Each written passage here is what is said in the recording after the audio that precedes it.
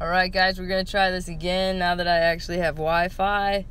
I'm going to make this as fast as possible so that they don't try to buffer this shit again.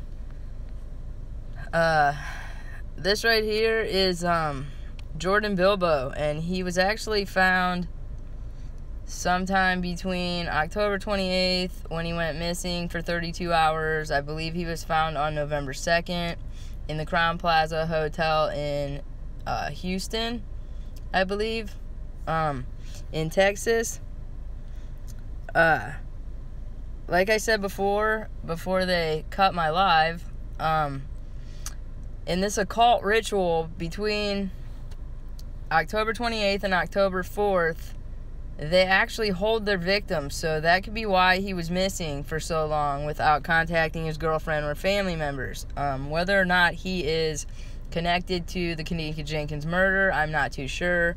We're working on that. I just received some emails that people were bothered that we were only connecting Rosemont to the Ihg Jenkins murder when there are numerous other murders worldwide and internationally going on throughout this Ihg hotel chain. So we got justice for Jordan, also justice for Kanika. We're gonna move on here. Autopsy inconclusive for famed food critic Joshua Skursky, found dead in the Chicago hotel. Now this was the Conrad Chicago Hotel, and maybe about 2 weeks ago there was a special that they were handing out rooms for $11.14. I wouldn't stay there for a penny. There's no doubt in my mind that whatever is going on, not only in Chicago, but in Texas, South Carolina, Orlando, Atlanta, New Orleans, throughout this hotel chain, that it's not only something fishy, it's something that I could say probably happens on a daily basis, if not weekly or every weekend, especially with these murder mysteries and all the holidays that we have. This food critic actually was 47 years old, and he was from Manhattan, New York. His autopsy came back inconclusive. Sound like anything familiar? At first with Ihg Jenkins, even though we've gone over the autopsy and can prove numerous different statements stating that that's all a lie from the medical examiner's office. See how it says death pending further testing? So this was a long time ago. So whatever happened to that testing and investigation? Have we ever figured out what happened to this guy? It says right here, according to the Cook County Medical Examiner's Office, he was pronounced dead at 11:40 a.m. Tuesday's autopsy was inconclusive, with results pending further testing, according to the Medical Examiner's Office. A James Beard Award winner. Ozersky was former editor of New York Magazine's Grub Street food blog and author of Colonial Sanders and the American Dream, The Hamburger, A History in 2008, and Meet Me in Manhattan, A Carnivore's Guide to New York City. In October, he became editor at large at Esquire. So this guy had a lot of stuff going for him. I'm wondering if they go by, like, picking their victims by fame, because they might have more than them and they're jealous, or if they're basically just going after people who can benefit them financially through their organs or their blood type.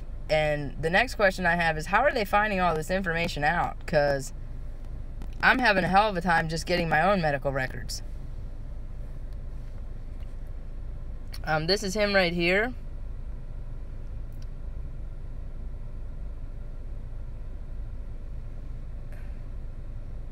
That's just Jordan Bilbo again. We'll come back to that. Now, Melissa Rhodes had posted something in one of the chat rooms October 3rd, and this lady that she said she was talking to or befriended told her a bunch of stuff, which I had posted in one other video, that her family was into sex trafficking and this and that and blah, blah, blah, blah, blah. Well, Melissa Rhodes, I'm going to call you a liar, because we got a hold of this lady. And this is what she had to say. I know for a fact that this was murder because the same exact thing was being planned to happen to me, but I avoided it. I got a job in Georgetown, Washington, D.C., just walking distance from the White House, about 2 to 3 months before Obama's term ended. I did not really remember applying for this job, but I responded to the email and I was offered the job. At this job, I experienced gang stalking. If you don't know what that is, it's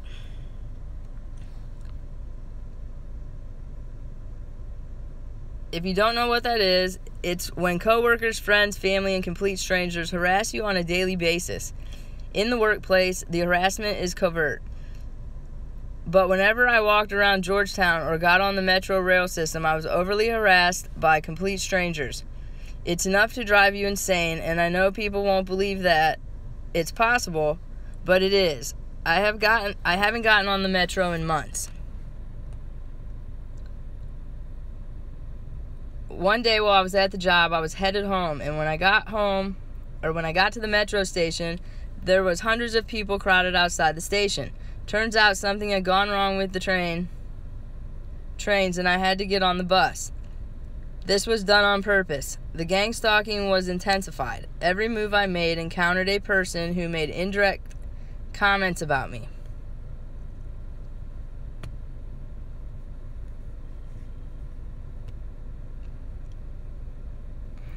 I couldn't take it, so when the bus stopped at the red light, I asked him to let me off the bus. The driver refused at first, but he also had a scared look on his face, and before the light turned green, he just opened the door.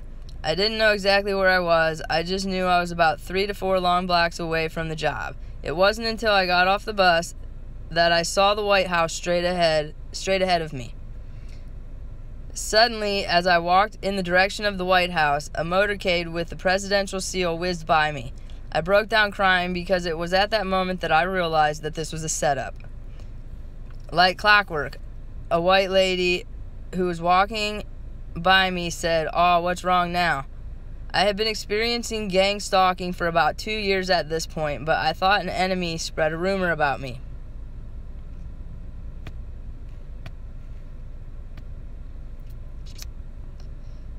Where are we at here?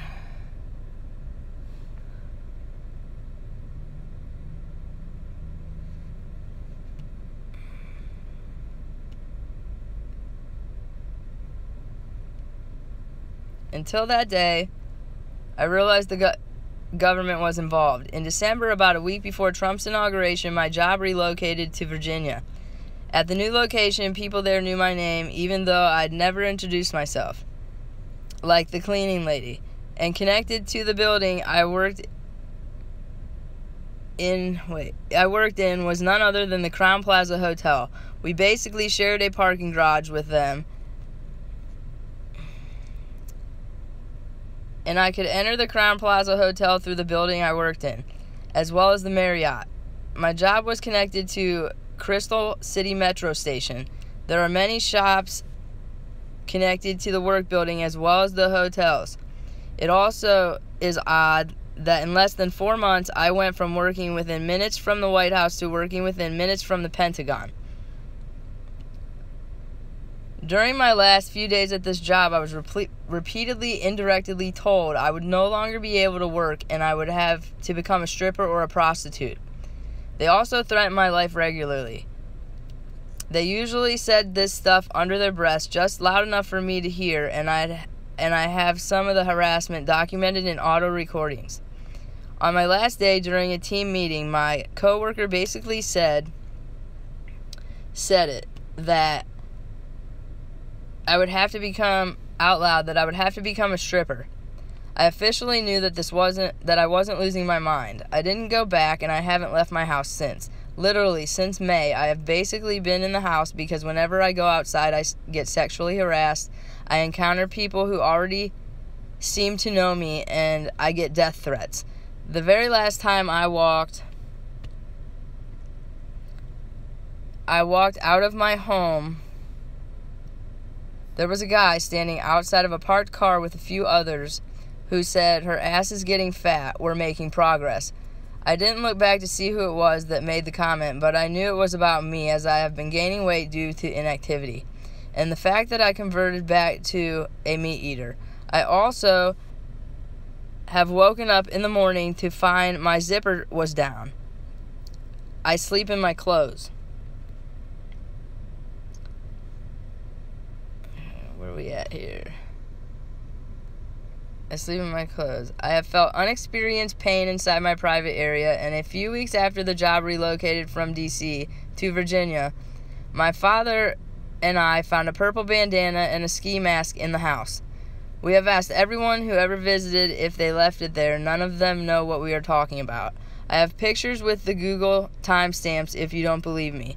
My keys were stolen out of my coat pocket while it was hanging on the seat at my desk. I was scared to go outside for a week. When I finally returned to work, my keys were suddenly sitting on my desk. It wasn't until I heard about Kanika and the incident at the Crown Plaza Hotel and saw all the purple bandanas on the people who knew her personally that I connected the dots and realized this is a human trafficking ring. I swear to the God Almighty, everything I've stated is true. And the people closest to her know exactly what happened and why. They say that purple was her favorite color. I wonder why. Could it be a gang?